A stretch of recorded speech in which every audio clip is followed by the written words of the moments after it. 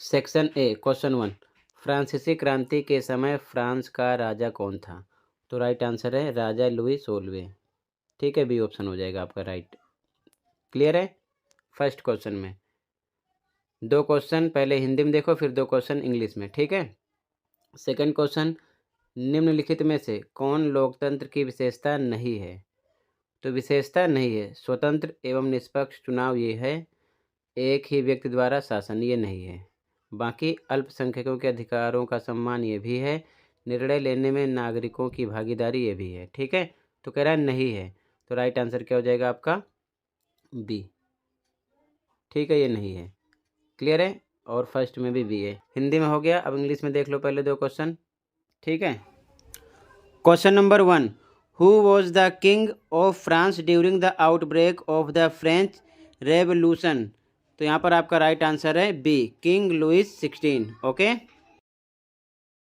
Second question, which of the following is not a feature of democracy? तो right answer आपका है B, rule by a single individual. ठीक है। अगला question third, which fundamental right of the Indian constitution guarantees equality before the law? तो right answer है B, right of equality. ठीक है, बी ऑप्शन राइट हो जाएगा। अगला question question 4, which is the upper house of the Indian parliament? तो B option Rajya Sabha. ठीक है, अगर लोअर हाउस पूछते तो लोकसभा। ठीक है, तो अपर हाउस है आपका राज्यसभा। अब आप हिंदी में देख लो सबसे पहले 4 क्वेश्चन तक। क्वेश्चन नंबर थर्ड, भारतीय संविधान में कौन सा मौलिक अधिकार कानून के समक्ष समानता को सुनिश्चित करता है? तो यहाँ पर राइट आंसर आपका है समानता का अधिकार। ठीक है, ये चीज़ ध्यान में रखना। अगला, भारतीय संसद का ऊपरी सदन कौन सा है? तो राज्यसभा। अगर निम्न सदन पूछते तो लगा देते लोकसभा। ठीक है, बी ऑप्शन राइट हो जाएगा राज्यसभा। अगला क्वेश्चन नंबर 5, 1789 में फ्रांसीसी क्रांति की शुरुआत किस घटना से हुई? तो बास्तील के किले का गिरना। ठीक है, ये रीजन था। बी ऑप्शन राइट हो जाएगा यहाँ पर आपका। ठीक है। क्वेश्चन 6, खाद्य सुरक्षा का अर्थ है? तो सभी लोगों को हर समय भोजन की उपलब्धता। बी ऑप्शन यहाँ पर भी राइट आपका हो जाएगा। ठीक है, अब इंग्लिश में देख लो 5वां और 6ठा। Question 5, what event mark the beginning of the French revolution in 1789? तो राइट आंसर आपका हो जाएगा the storming of the Bastille. ठीक है, बी ऑप्शन राइट हो जाएगा। Question number 6, what does the term food security mean? तो राइट आंसर आपका होगा B.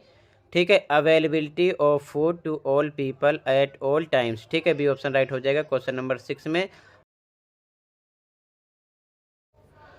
Question number 7, which fundamental right ensures the right to practice speech and propagate any religion in India? तो right answer आपका B option है, right to freedom of religion. Okay, question number 7 में B option right है। अगला question number 8, which body was responsible for making the constitution of India?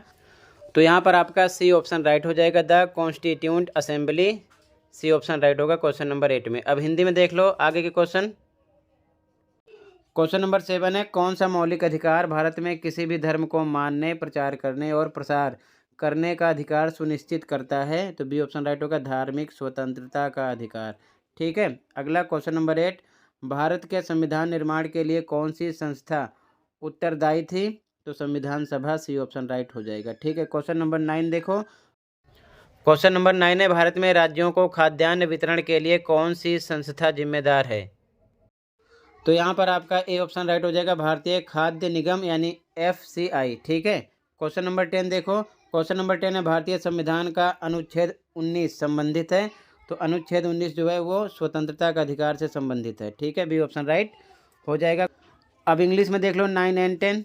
Question number 9, which organization in India is responsible for the distribution of food grains to the states? तो यहाँ पर आपका right answer होगा A, food corporation of India, जिसे आप FCI बोलते हो। तो 9 में आपका ए ऑप्शन हो जाएगा। अगला क्वेश्चन नंबर 10 है article 19 of the Indian constitution deals with, तो बी ऑप्शन राइट होगा, राइट टू फ्रीडम। ठीक है, बी ऑप्शन यहाँ पर राइट होगा। क्वेश्चन नंबर 11 है बच्चों, question number 11, Adolf Hitler was the leader of which political party in Germany, तो ये किस पार्टी से थे, ये थे national socialist German workers party. ठीक है, ये ऑप्शन राइट हो जाएगा यहाँ पर आपका। क्वेश्चन 12 है, question number 12, the monsoon winds in India are influenced by which ocean, तो यहाँ पर बी ऑप्शन राइट होगा, द इंडियन ओशन। ठीक है, 12वें में बी ऑप्शन आपका राइट हो जाएगा। Question number 11, Adolf Hitler Germany में किस राजनीतिक दल का नेता था, A option national socialist German workers party. ठीक है, नाजी पार्टी जिसे बोलते हैं।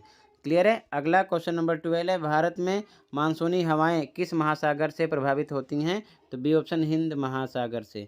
ठीक है, क्वेश्चन नंबर 13 है, भारत में कौन सी संस्था चुनाव कराने और स्वतंत्र और निष्पक्ष चुनावी प्रक्रिया सुनिश्चित करने के लिए जिम्मेदार है, तो निर्वाचन आयोग है। ठीक है, निर्वाचन आयोग, और निर्वाचन आयोग के काम भी पूछ सकते हैं, तो इसका काम होता है चुनाव करवाना, चुनाव की डेट निकालना, वोटों की गिनती करना, ये सब इनके काम होते हैं। ठीक है, क्वेश्चन नंबर 14 है, गंगा नदी का उद्गम स्थल है गंगोत्री ग्लेशियर। ठीक है, ये ऑप्शन राइट हो जाएगा 14 में। क्लियर है। अब 13 एंड 14 इंग्लिश में देखो। Question number 13, which organization in India is responsible for conducting elections and ensuring a free and fair electoral process, तो राइट आंसर आपका है ए, द इलेक्शन कमीशन। ठीक है, अगला क्वेश्चन देखो। Question number 14, the river Ganga originates from, तो A option right हो जाएगा, गंगोत्री ग्लेशियर। ठीक है, question number 15, the concept of human capital includes, तो यहाँ पर आपके पास 4 ऑप्शन है, राइट आंसर डी हो जाएगा, स्किल्स नॉलेज एंड एजुकेशन। ठीक है, अगला question number 16, what is the minimum voting age in India for general elections, तो यहाँ पर आपका बी ऑप्शन राइट होगा, 18 ईयर्स। ठीक है, अब 15 एंड 16 का हिंदी मीडियम में देख लो पहले। क्वेश्चन नंबर 15, मानव पूंजी की अवधारणा में शामिल है कौशल, ज्ञान और शिक्षा, ये आपका राइट आंसर है डी। ठीक है, उसके बाद में क्वेश्चन नंबर 16, भारत में आम चुनाव के लिए मतदान की न्यूनतम आयु क्या है, 18 वर्ष। ठीक है, यहाँ पर आपका बी ऑप्शन राइट है, 18 वर्ष। ठीक है, आगे क्वेश्चन नंबर 17, ABCD में आंसर देना है। ठीक है, ध्यान से देखो। संकल्पना समाजवादी निजी संपत्ति का विरोध करते हैं, बिल्कुल सही। कारण संपत्तिधारी व्यक्ति सिर्फ निजी फायदे के विषय में सोचते हैं, बिल्कुल सही। लेकिन संपत्तिधारी व्यक्ति सिर्फ निजी फायदे के विषय में सोचते हैं, इसका समाजवादी निजी संपत्ति का विरोध करने से कोई मतलब नहीं है, तो ये इसका एक्सप्लेनेशन नहीं है, इसलिए यहाँ पर आपका बी ऑप्शन राइट होगा। ठीक है, ये चीज़ ध्यान में रखना। क्वेश्चन नंबर 17 में बी ऑप्शन राइट है, ये चीज़ ध्यान में रखना। ठीक है, आगे क्वेश्चन नंबर 18, ABCD में आंसर देना है। संकल्पना नेल्सन मंडेला को 28 वर्षों तक दक्षिण अफ्रीका के रोबेन द्वीप में कैद रखा गया, बिल्कुल सही। कारण नेल्सन मंडेला ने रंग भेद का विरोध किया, बिल्कुल सही। और यही कारण है कि उन्हें 28 वर्षों तक कैद करके रखा गया था, मतलब कि कारण संकल्पना की व्याख्या कर रहा है, तो यहाँ पर आपका ए ऑप्शन राइट हो जाएगा। ठीक है, ये चीज़ ध्यान में रखना। क्लियर है। अगला अब इंग्लिश मीडियम में देख लो पहले 17 18 का आंसर। क्वेश्चन नंबर 17, असर्शन, ध्यान से देखो। Socialist oppose the private property, बिल्कुल सही है। Reason property holders think only about personal gain, बिल्कुल सही है, लेकिन ये इसका एक्सप्लेनेशन नहीं है। ठीक है, तो यहाँ पर आपका बी ऑप्शन राइट हो जाएगा। ठीक है, ऑप्शन नंबर बी राइट होगा। क्लियर है 17 में। Question number 18, question number 18 ABCD में आंसर देना है। Assertion Nelson Mandela was imprisoned in the Robben Island of South Africa for 28 years, बिल्कुल ट्रू है। Reason Nelson Mandela opposed apartheid, ये भी ट्रू है। ठीक है, और रीज़न जो है असर्शन का एक्सप्लेनेशन है, यही रीज़न था। ठीक है, कि वो 28 ईयर तक कैद करके रखे गए। ठीक है, तो यहाँ पर आपका ए ऑप्शन राइट हो जाएगा। ठीक है, ए ऑप्शन हो जाएगा 18 में। क्वेश्चन नंबर 19, क्वेश्चन नंबर 19 भी सेम ABCD में आंसर देना है। असर्शन कह रहा है कि Tapi is a seasonal river, ये ट्रू है। ठीक है, रीज़न कह रहा है कि Tapi is a Himalayan river, ये फॉल्स है, ये हिमालयन रिवर नहीं है। ठीक है, तो आपका असर्शन ट्रू है, रीज़न फॉल्स है, तो ऑप्शन हो जाएगा आपका सी। ठीक है, assertion A is correct and reason R is incorrect. Clear है, इसमें सी हो जाएगा 19 में। अगला क्वेश्चन नंबर 20 का भी सेम ABCD में आंसर देना है। असर्शन कह रहा है seasonal unemployment is found in the agricultural sector, ये ट्रू है। ठीक है, रीज़न कह रहा है rate of educated unemployment is high in rural areas, ये आपका फॉल्स है। ठीक है, तो असर्शन आपका करेक्ट है, रीज़न इनकरेक्ट है, तो यहाँ पर भी आपका हो जाएगा सी ऑप्शन। ठीक है, assertion A is correct and reason R is incorrect.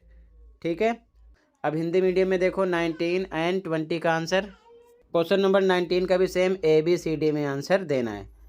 संकल्पना तापी एक मौसमी नदी है, बिल्कुल सही। ठीक है, कारण तापी हिमालय की नदी है, ये आपका सही नहीं है, गलत है, तो यहाँ पर आपका सी ऑप्शन राइट हो जाएगा। संकल्पना सा सही है एवं कारण का गलत है। ठीक है, सी ऑप्शन हो जाएगा 19 में। 20 भी सेम ABCD में आंसर देना है। क्वेश्चन कह रहा है कि संकल्पना में कृषि क्षेत्र में मौसमी बेरोजगारी पाई जाती है, बिल्कुल सही।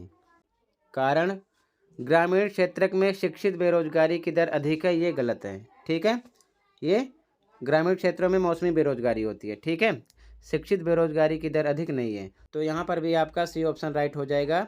संकल्पना सा सही है एवं कारण का गलत है।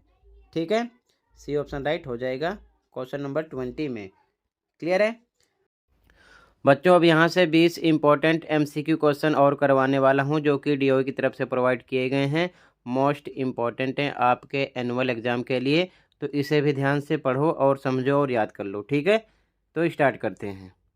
खंड का यानी कि section A multiple choice question है, यानी कि बहुविकल्पीय प्रश्न। क्वेश्चन नंबर 1, गलत मिलान की पहचान कीजिए। पहला, अन्नपूर्णा नेपाल। दूसरा, गुरुला मंधाता नेपाल, या फिर धौलागिरी नेपाल, या फिर कंचनजुंगा नेपाल।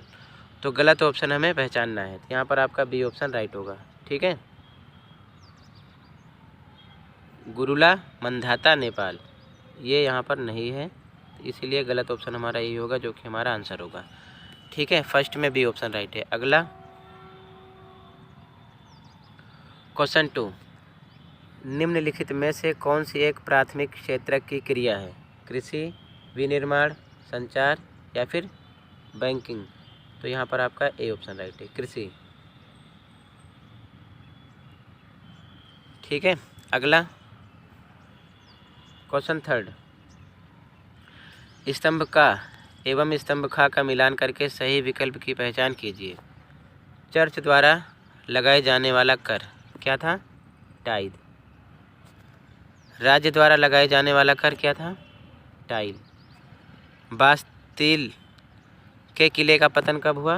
1789। फ्रांस का गणतंत्र कब बना? 1792। ठीक है,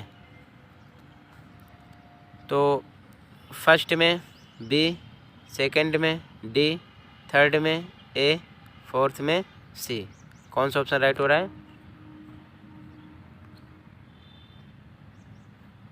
सी ऑप्शन।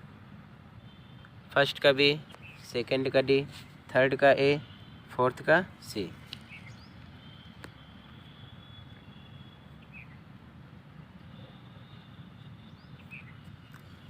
अगला क्वेश्चन 4, दी गई जानकारी के आधार पर नदी की पहचान कीजिए। लंबाई 860 किलोमीटर, उद्गम स्थल छत्तीसगढ़ की उच्च भूमि, अपवाह क्षेत्र झारखंड और उड़ीसा। तो कौन सी नदी है? कृष्णा, महानदी, कावेरी, या फिर Tapi? Mahanadi, B option right है। ओके,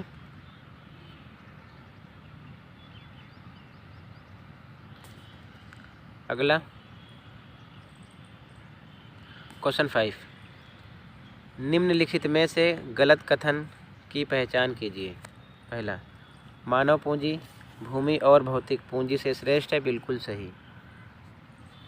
दूसरा, बेहतर शिक्षा और स्वास्थ्य सुविधाओं द्वारा मानव पूंजी का निर्माण किया जा सकता है, बिल्कुल सही।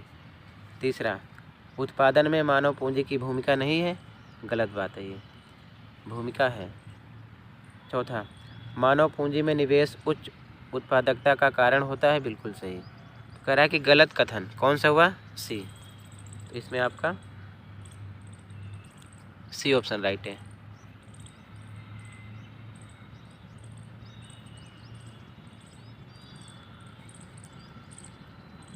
अगला,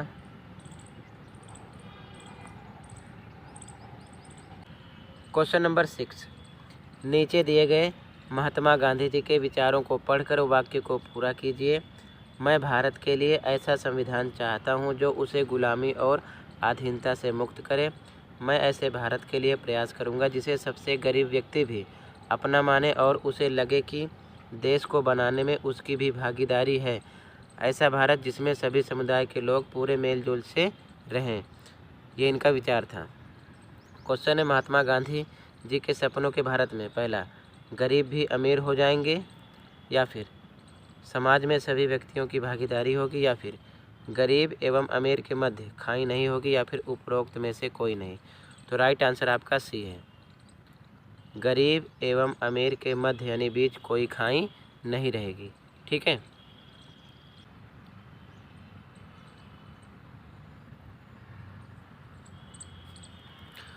क्वेश्चन नंबर 7, HYV बीजों का मुख्य उद्देश्य है। पहला, प्रति पौधा अनाज की मात्रा में वृद्धि। दूसरा, कीटनाशकों का अधिक उपयोग।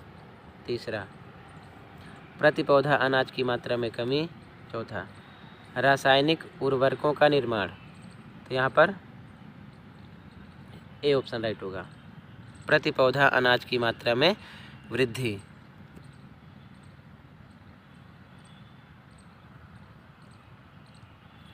अगला,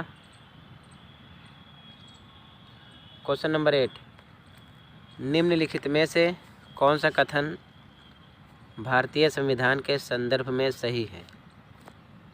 पहला, भारतीय संविधान समतामूलक समाज की स्थापना पर बल देता है, बिल्कुल सही। दूसरा, भारतीय संविधान लोकतंत्रात्मक शासन पद्धति पर बल देता है, बिल्कुल सही। तीसरा, भारतीय संविधान अपने नागरिकों में बंधुता के विकास पर बल देता है, बिल्कुल सही। तो राइट आंसर डी हो जाएगा, उपरोक्त सभी।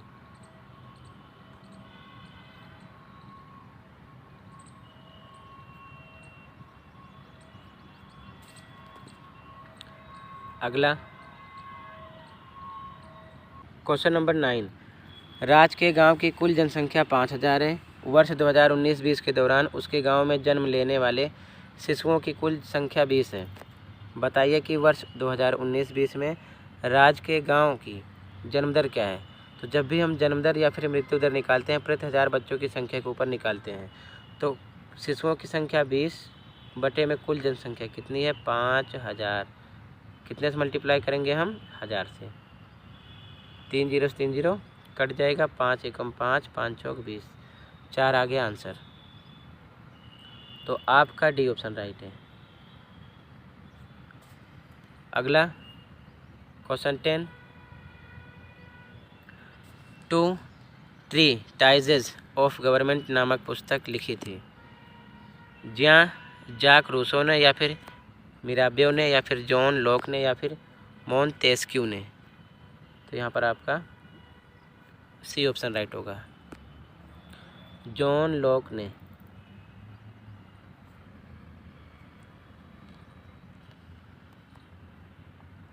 क्वेश्चन 11, 2 कथन दिए गए हैं, कारण अभिकथन वाला। सीधा क्वेश्चन देखते हैं, ABCD में हमें आंसर देना है। सा, फ्रांसीसी उपनिवेशों में दास प्रथा का उन्मूलन जैकोबिन शासन के क्रांतिकारी सुधारों में से एक था, बिल्कुल सही बात है। कारण इसका ये था कि दासों के साथ बेहद ही खराब व्यवहार होता था, बिल्कुल सही बात है, इसीलिए उन्मूलन हुआ था। ठीक है, दास प्रथा का।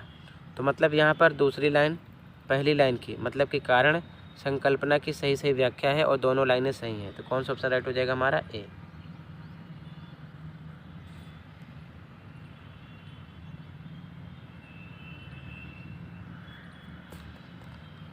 अगला क्वेश्चन नंबर 12, सेम वैसे ही क्वेश्चन है। संकल्पना कह रहा है भवन एक स्थायी पूंजी है, बिल्कुल सही बात है। कारण उत्पादन में भवन का कई वर्षों तक उपयोग होता है, बिल्कुल सही बात। और जो स्थायी पूंजी होती है उसका हमेशा कई वर्षों तक उपयोग होता है। तो मतलब कारण संकल्पना की सही व्याख्या भी है और दोनों लाइनें सही हैं। तो यहाँ पर भी आपका ए ऑप्शन राइट होगा।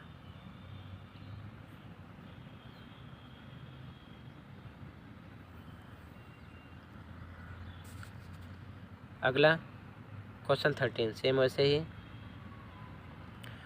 संकल्पना कह रहा है कि भारत एक प्रभुत्व संपन्न देश है, बिल्कुल सही बात। कारण कोई भी देश भारत को आदेश नहीं दे सकता, बिल्कुल सही बात। वो आदेश नहीं दे सकता, यही कारण है क्योंकि भारत क्या है? प्रभुत्व संपन्न देश है, इसीलिए कोई आदेश दे नहीं सकता है। तो मतलब यहाँ पर भी दोनों लाइनें सही हैं। दूसरी लाइन पहली लाइन की व्याख्या भी है, तो यहाँ पर भी आपका ए ऑप्शन राइट होगा।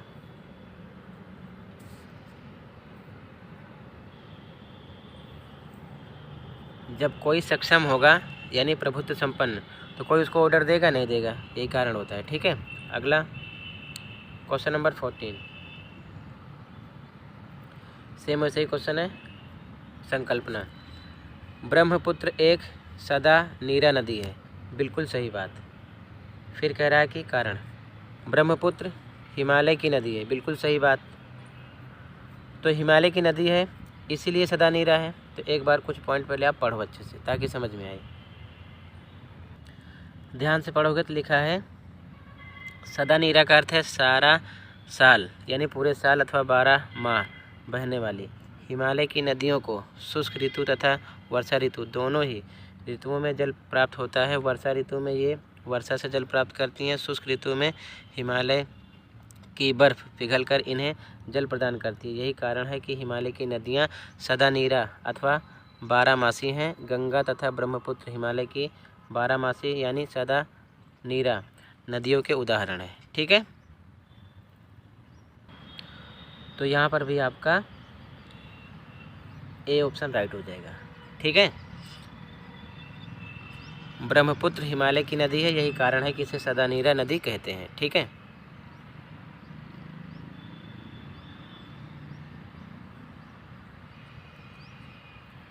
क्वेश्चन नंबर 15, निम्नलिखित में से गलत कथन की पहचान कीजिए। पहला, मानव पूंजी भूमि और भौतिक पूंजी से श्रेष्ठ है, बिल्कुल सही, ये क्वेश्चन रिपीट हुआ है। दूसरा, बेहतर शिक्षा और स्वास्थ्य सुविधाओं द्वारा मानव पूंजी का विकास किया जा सकता है, बिल्कुल सही। तीसरा, उत्पादन में मानव पूंजी की भूमिका नहीं होती, बिल्कुल गलत, भूमिका होती है। चौथा, मानव पूंजी में निवेश उच्च उत्पादकता का कारण होता है, बिल्कुल सही। तो राइट आंसर गलत पहचान करना है, कौन सा है? सी।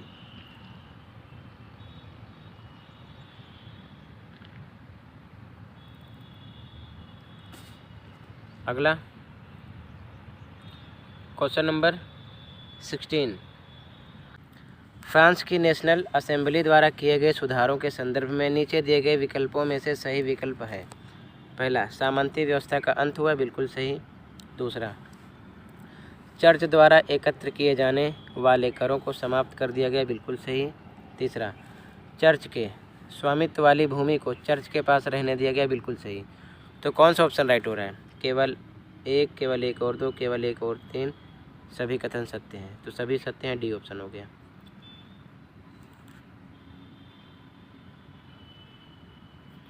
अगला क्वेश्चन नंबर 17, निम्नलिखित में से गलत कथन की पहचान कीजिए। पहला, गुजरात और अरुणाचल प्रदेश के स्थानीय शासन में 2 घंटे का अंतर है, बिल्कुल सही। दूसरा, 23 डिग्री 30 मिनट उत्तर अक्षांश भारत को लगभग 2 बराबर हिस्सों में बांटती है, बिल्कुल सही।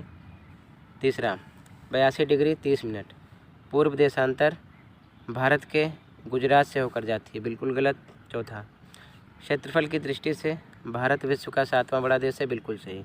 तो गलत कथन कौन सा हुआ? सी राइट है इसमें।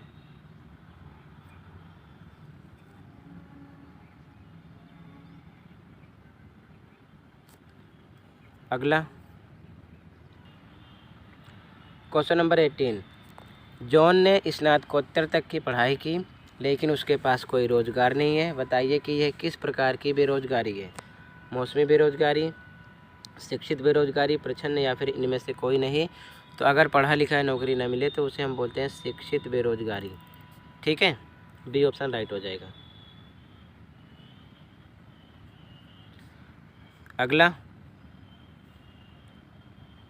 Question number 19।